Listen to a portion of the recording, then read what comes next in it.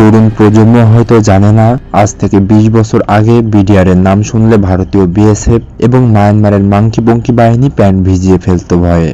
BDR ছিল এই অঞ্চলের বাঘ, রিয়েল বাঘ। বিডিআরের টহল টিম যখন সীমান্ত রুটিন টহল দিত, ভারতীয় বিএসএফ তখন ভয়ে দূরে দূরে সরে যেত। এগুলো কোনো গল্প কাহিনী নয়, বাস্তব। সেই অপ্রতিরোধ্য বিডিআরকে ভারতীয় চক্রান্তে ধ্বংস করা হয়েছে পিলখানার ঘটনার মধ্য দিয়ে। বিডিআর নামটা বদলে ফেলা হয়েছে। বাংলাদেশ রাইফেলস নামটার মধ্যে একটা আলাদা উত্তাপ আছে। আমরা আবার বিডিআরকে তথা বাংলাদেশ রাইফেল নামে ফিরে যেতে চাই। সবাই আওয়াজ তুলুন। বিজিবির নামের পরিবর্তন করে আবার পুনরায় বিডিআর নাম রাখার দাবি জানায়। এক বুলেট এক শত্রু বিডিআরের সেই পুরনো মোটো।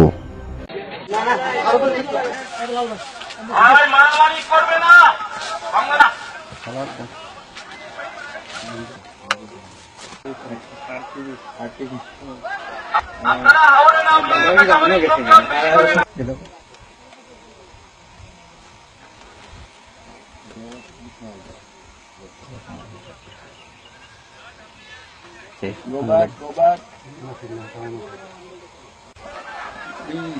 ওই ইয়েটা দিয়ে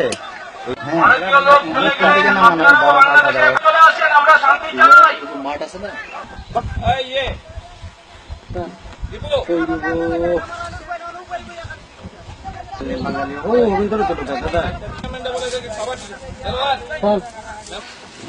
মারামারি লেগে এই লোক কাফি দাবার এরকম স্যার চলে যাবে। সৌদিও পাবলিক থাকলে 11 কিলোমিটার পর্যন্ত সীমানার কোন জায়গায় 500 হিসাবে দেখা পিছনে উদ্দেশ্য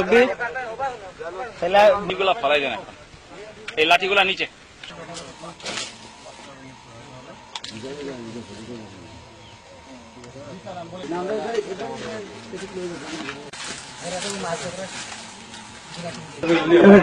দেখলা